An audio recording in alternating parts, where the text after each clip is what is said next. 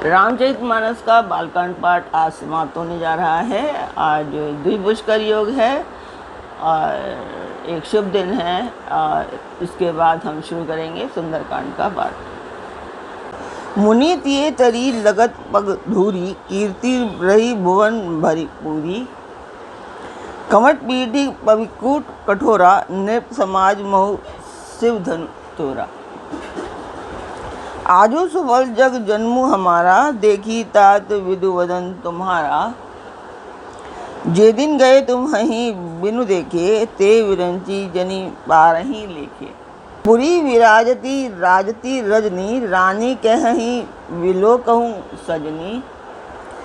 सुंदर बंधुने सासुले सोई, हनिकिने जनु सिरमणि और गोई। प्रात मुनि काल प्रभु जागे, अरुण चूड़ बर बोलन लागे। बंदी मागदही गुनगन गाए, पुरजन द्वार जोहारन आए। नमस्कार व्यूअर्स, और आप सब लोग कैसे हैं? आशा करती हूँ आप सब लोग अच्छे होंगे, स्वस्थ होंगे और मेरा रामचरितमानस का पाठ अवश्य देखते होंगे। तो सबसे पहले हम जान लेते हैं कि कल तक हमने कहाँ तक पढ़ा था। राजा के स्वभाव से ही सुंदर वचन बोलकर मणियों से जड़े सुवर्ण के पलंग बिछवाए, गौ के दूध के फेन के समान सुंदर और कोमल अनेकों सफ़ेद चादरें बिछवाईं। सुंदर तकियों का वर्णन नहीं किया जा सकता। मणियों के मंदिर में फूलों की मालाएं और सुगंध द्रव्य सजे हैं। सुंदर रत्नों के दीपों और सुंदर चंदोए की शोभा कहते नहीं बनती। जिसने उन्हें देखा हो यह वही जान सकता है। इस पर सुंदर शैया सजा कर श्री रामचंद्र जी को उठाया और प्रेम सहित पलंग पर दौड़ाया। श्री राम जी ने बार बार भाइयों को आज्ञा दी, तब वे भी अपनी अपनी शैयाओं पर सो गए। श्री राम जी के सांवले सुंदर कोमल अंगों को देखकर सब माताएं प्रेम सहित वचन कह रही हैं कि हे तात, मार्ग में जाते हुए तुमने बड़ी भयावनी ताड़का राक्षस जी को किस प्रकार से मारा। तो कल तक यहाँ तक था। ये पार्ट में एक मंदिर के लिए कर रही हूँ। ये एक शुभ काज है। इसमें मैं आप लोगों का सहयोग चाहती हूँ कि आप लोग सब्सक्राइब करें, लाइक करें और शेयर करें, और अपने परिवार और मित्रगणों को भी सब्सक्राइब और शेयर करने के लिए आवश्यक है। तो जिस मंदिर का मैं वर्णन कर रही हूँ उस मंदिर की मैं वीडियो डालती हूँ, आप लोग अवश्य देखिए और मुझे बताएं कि आपको मेरा पाठ कैसा लगता है।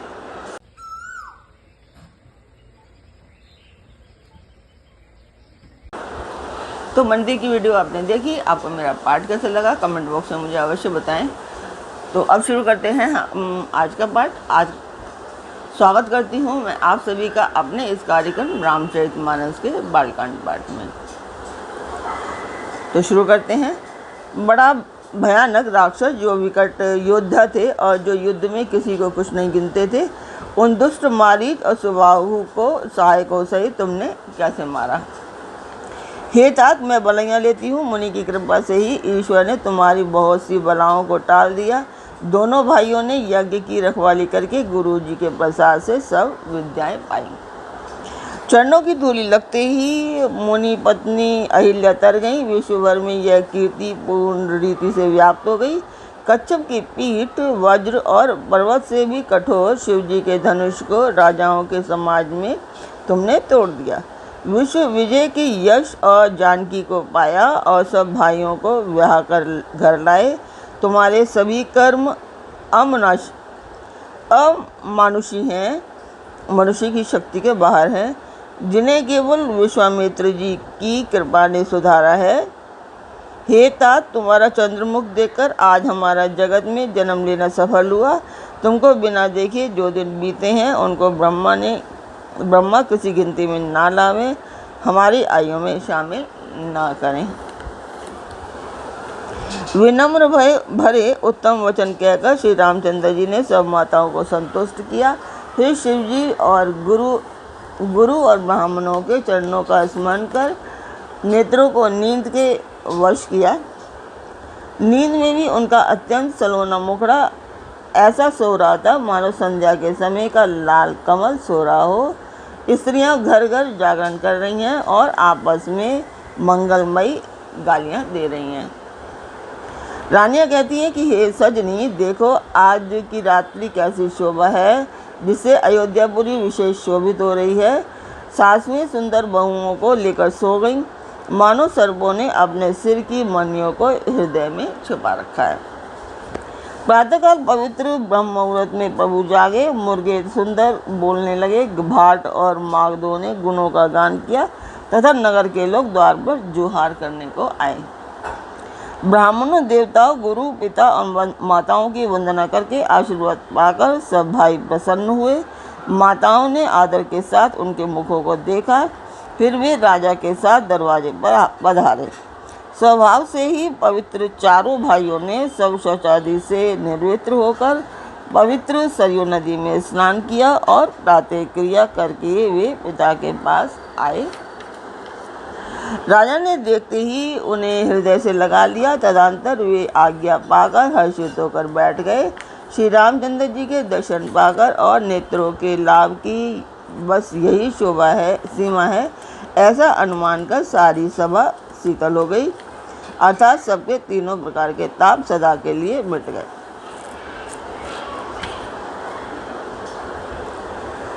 फिर मुनि वशिष्ठ जी ने और विश्वामित्र जी आए। राजा ने उनको सुंदर आसनों पर बैठाया और पुत्रों समेत उनकी पूजा करके उनके चरण लगे।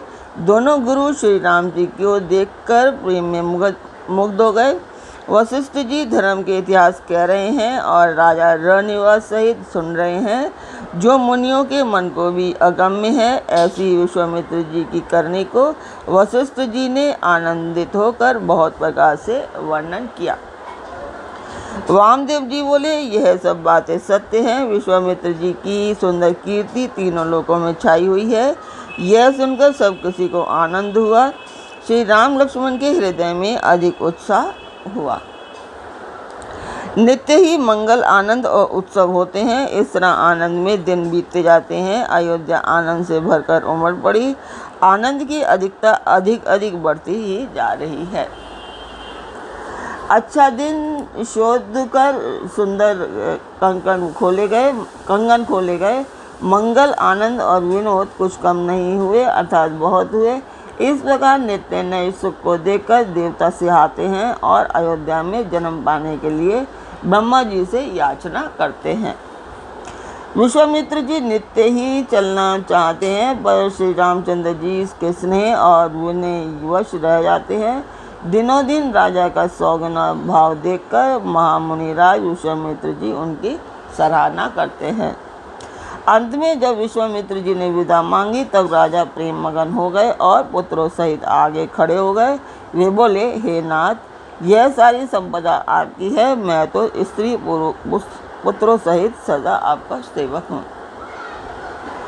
हे मुनि, लड़कों बस सदा स्नेह करते रहिएगा और मुझे भी दर्शन देते रहिएगा। ऐसा कहकर पुत्रों और रानियों सहित राजा दशरथ जी ने विश्वामित्र के चरणों पर गिर पड़े। उनके मुंह से बात नहीं निकलती।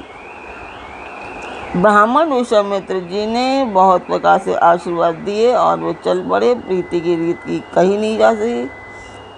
सब भाइयों को साथ लेकर श्री राम जी प्रेम के साथ उन्हें पहुंचाकर आज्ञा पाकर लौटे।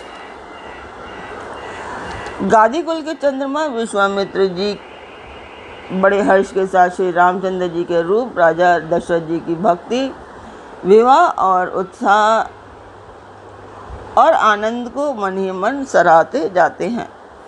वामदेव जी और रघुकुल के गुरु ज्ञानी वशिष्ठ जी फिर विश्वामित्र जी की कथा बखान कर कही। मुनि का सुंदर यश सुनकर राजा मन ही मन अपने पुण्यों का प्रभाव बखान करने लगे। आज्ञा हुई तब सब लोग लौटे। राजा दशरथ जी की पुत्रों सहित महल में गए। जहाँ तहाँ सब श्री रामचंद्र जी के ब्याह की गाथाएं गा रहे हैं। श्री रामचंद्र जी का पवित्र सुयश तीनों लोकों में छा गया।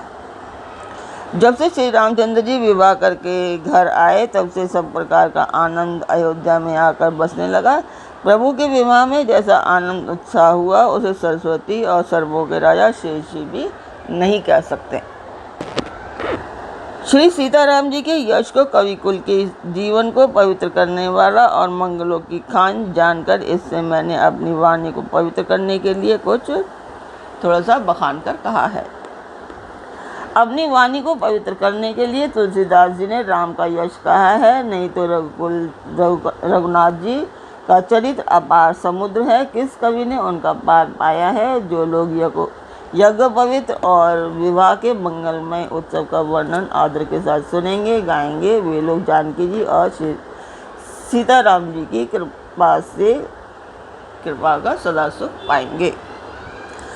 श्री सीता जी और श्री रघुनाथ जी के विवाह प्रसंग को जो लोग प्रेम पूर्वक गाएंगे सुनेंगे, उनके लिए सदा उत्साह ही उत्साह है, क्योंकि श्री रामचंद्र जी का यश मंगल का धाम है।